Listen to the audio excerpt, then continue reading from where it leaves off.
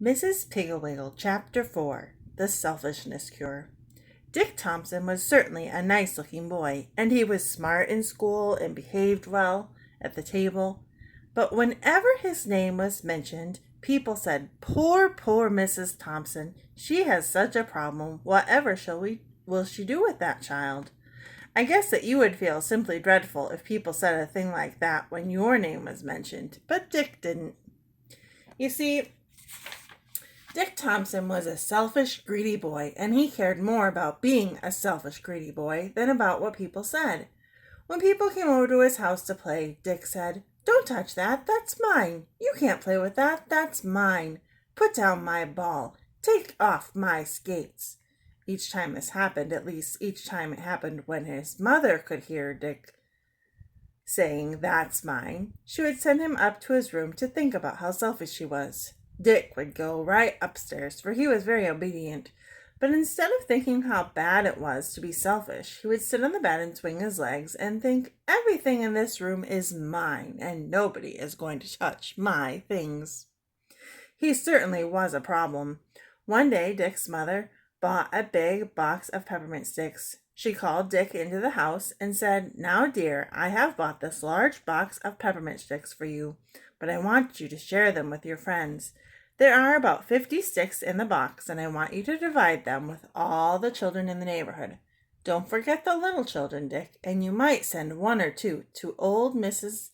Bury. She is so fond of peppermint." Dick said, "Thank you, Mother, for the fine candy." Then he took the box out of doors and put it in the basket on the front of his bicycle and allowed the neighborhood children to look at the peppermint sticks. But he warned them, "This is my candy, and if anyone touches it, I will hit him with my baseball bat." The children in his neighborhood had known Dick for some time, and they knew that he meant what he said. But as they looked at the candy, they wished and wished they could have just one stick. Dick's mother, watching from the window, saw all the children gathered around Dick and the box of candy in the basket on the front of his bicycle, and she thought to herself, "Just look at my little Dick, dividing the candy with all of his little friends. I just knew he would learn to be generous." And she tapped in the window, and when Dick looked around, she waved and smiled at him. Dick waved and smiled back, but unfortunately, just then Mary O'Toole, who was quite daring, reached in and grabbed a stick of the candy, and crack! Dick clouted her on the hand with a baseball bat. In a flash, his mother saw what was really going on. She flew out the front door, took Dick firmly by the arm, and marched him upstairs, thrust him into his room, and slammed the door.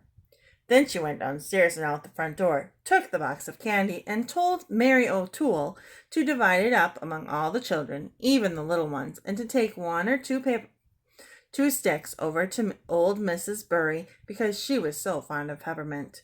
There were 15 children, not counting Dick, and 50 sticks of candy, so each child was given 3 sticks, and old Mrs. Bury got 5. From the window of his bedroom, Dick watched Mary divide the candy, and he was just furious. After all the candy had been divided, Mrs. Thompson went into the house and called Dick's father. She said, "Herbert, I know that you are busy and you don't like to have me call you at the office, but I'm so worried about Dick." Dick's father said, "What is the matter? Is he sick?" Dick's mother said, "No, but I just wish he were. It would be so much simpler." Mr. Thompson said, "Now, dear, I am very busy, so perhaps you had better wait until I come home." Mrs. Thompson said, "Herbert, this cannot wait another minute," and she told him about the candy and the baseball bat. Mr. Thompson said, "Why not give him a good hard spanking? Tell him that you're going to give him something that he can keep all to himself. Ha, ha, ha."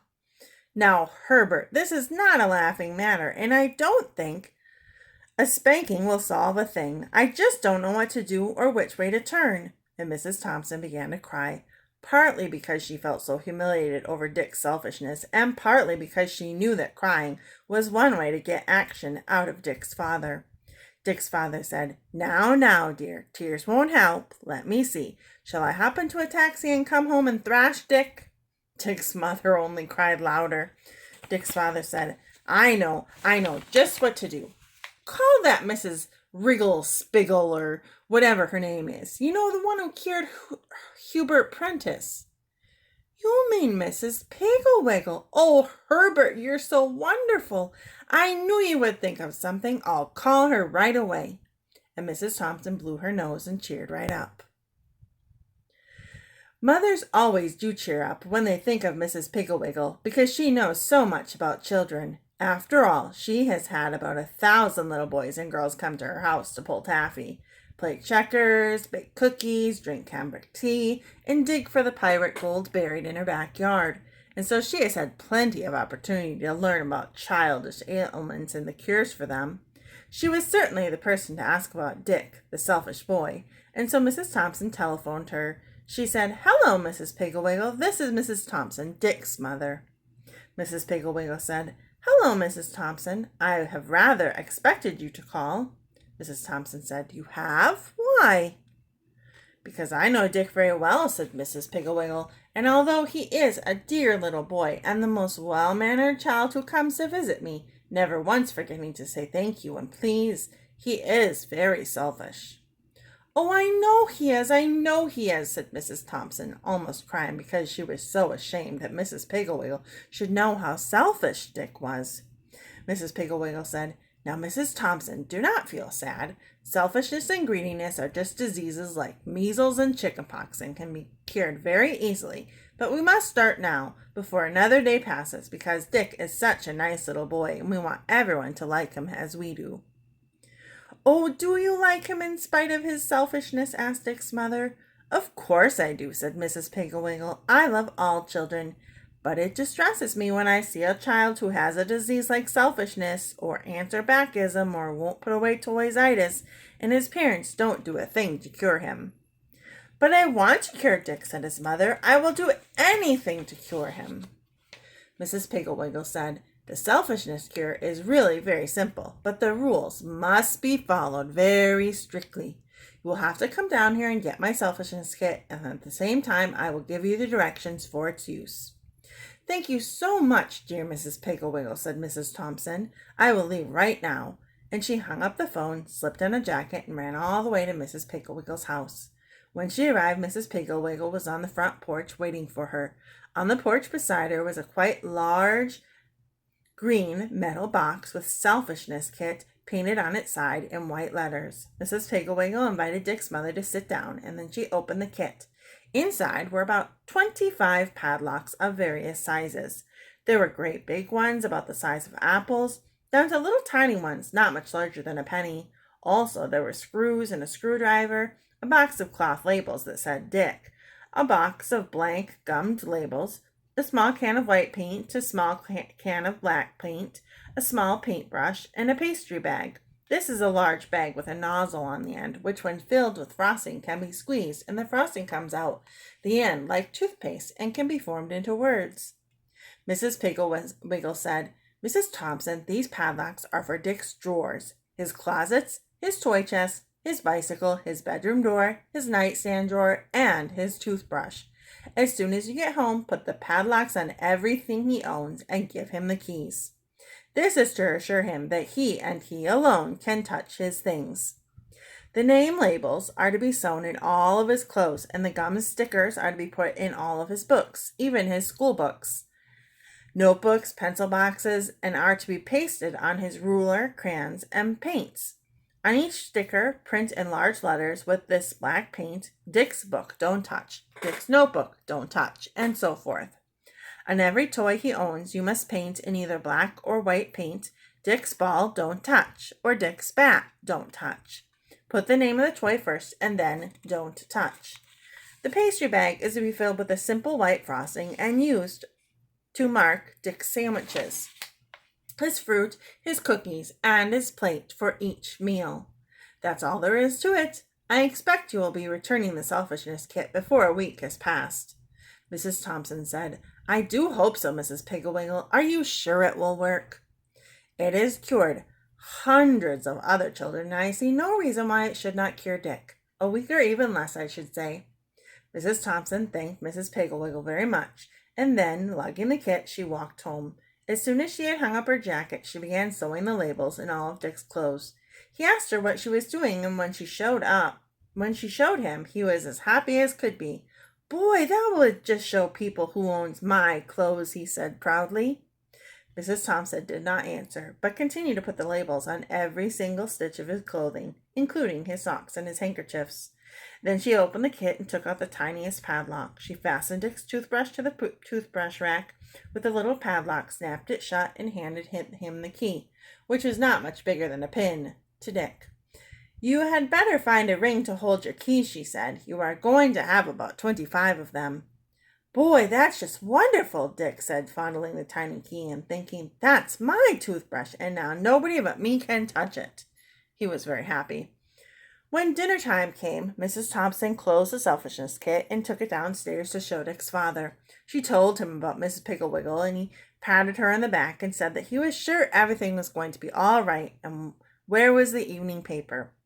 After dinner, they went upstairs to put some of the padlocks on, and were surprised to find that Dick himself had already put the locks on each of his bureau drawers, his nightstand drawer, his toy box, his closet door, and his bedroom door. He had also put stickers on the covers of all his books, notebooks, coloring books, crayon and colored pencil boxes, and stamp album.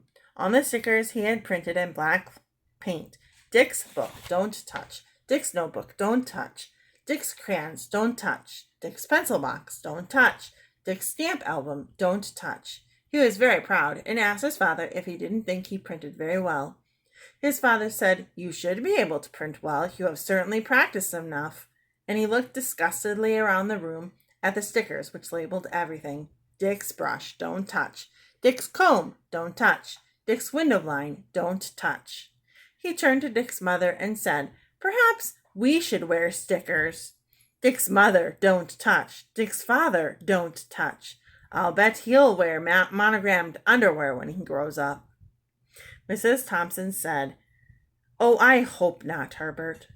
And Dick said, come on, Mom and Dad, let's mark all the rest of my stuff.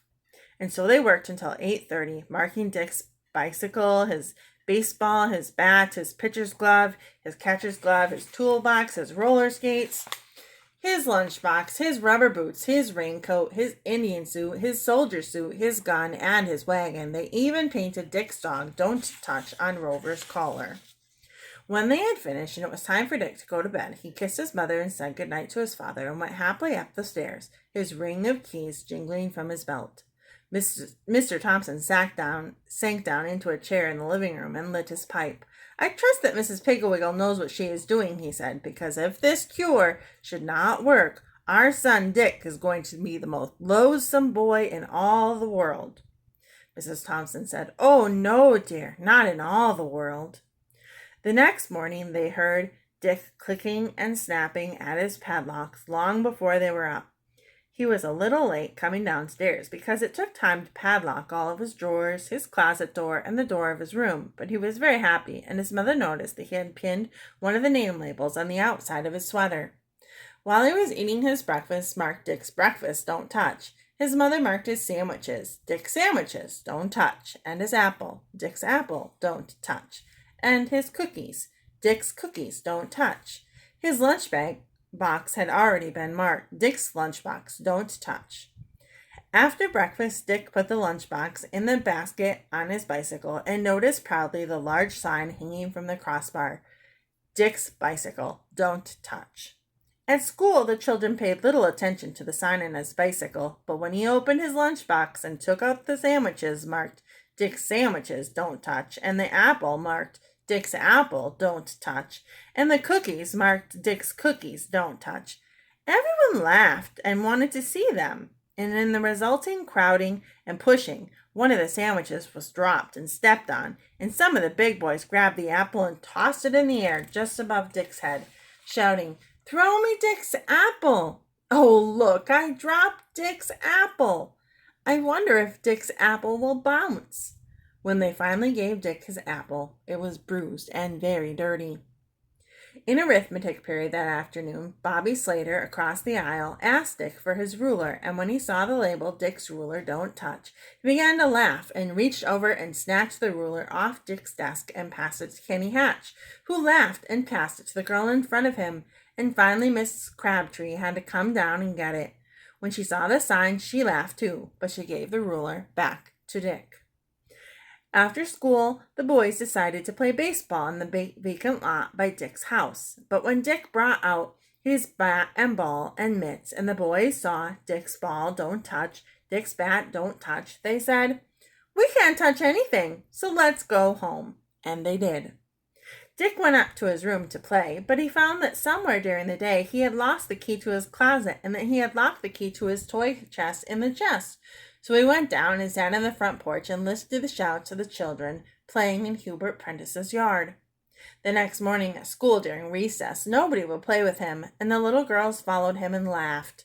When they marched into school, the children pointed and laughed, and Miss Crabtree came down to see what the trouble was, and she almost laughed herself when she saw the sign someone had pinned on the back of Dick's sweater. It said, "This is Dick, don't touch." At lunchtime, the children crowded around to watch him take out his sandwiches, and one little girl said, "He's so selfish and greedy, he has his sandwiches marked so he can't share them." Then the children danced around him and chanted, "Dick's sandwich, don't touch. Dick's apple, don't touch. Dick's lunchbox, don't touch." Finally, Dick took his lunchbox out and put it in the basket on his bicycle, but the children followed him, and seeing the big sign, "Dick's bicycle, don't touch," they yelled and laughed and sang, "Dick's, don't touch Dick. Dick's, don't touch Dick." After school, Dick hurried right home, but he had lost the key to his room, so he went down to the basement to play with his toolbox. But every time he saw the large white sign, "Dick's toolbox, don't touch," he thought of school and the lunchbox, and he remembered how the children laughed and jeered, and he was ashamed. At dinner, when his mother brought him his plate, "Mark Dick's dinner, don't touch," he said, "Oh, why do you have to mark my plate? I don't care which one I get." Mrs. Thompson looked significantly at Mr. Thompson and said, "All right, Dick, we won't mark your plate if you will share your dessert with Rover." Dick thought for a few minutes, and then he carefully broke his cake into 2 equal pieces and gave one to Rover, who gulped it down and looked very grateful. After dinner, Dick told his father he had lost the keys to his room and the closet, and so his father took off the padlocks on those doors and on the toy box. Dick said, "Don't put them back, Dad. I don't care who goes into my room or gets into my stuff." The next morning, Dick got up early and scraped the Dick's lunchbox, don't touch, from his lunchbox and took the sign off his bicycle. Then he went into his mother and said, "Mom, please don't mark my sandwiches. Please don't mark any of my stuff, Mom." Mrs. Thompson said, "All right, Dick, I only did it to protect you." Dick said, "I don't care who gets my lunch, just don't mark it."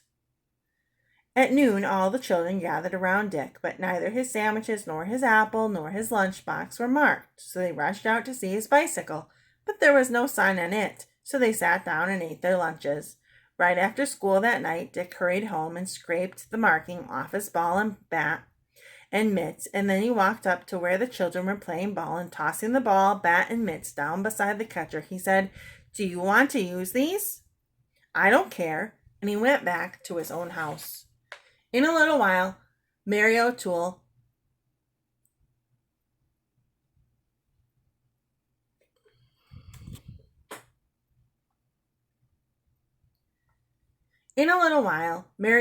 rang the doorbell and asked Mrs. Thompson if Dick would come out and play. Mrs. Thompson said, "He'd love to, Mary, but first he must return something to Mrs. Piggle Wiggle." Mary said, "Tell him to come over to the lot when he gets back, and here are some keys he lost." Mrs. Thompson said, "Thank you for the keys, dear, but thank goodness they belong to Mrs. Piggle Wiggle, not to Dick." She took the keys of the big padlocks and the tiny padlock up to Dick, who was in his room, busily packing Mrs. Piggle Wiggle's selfishness kit.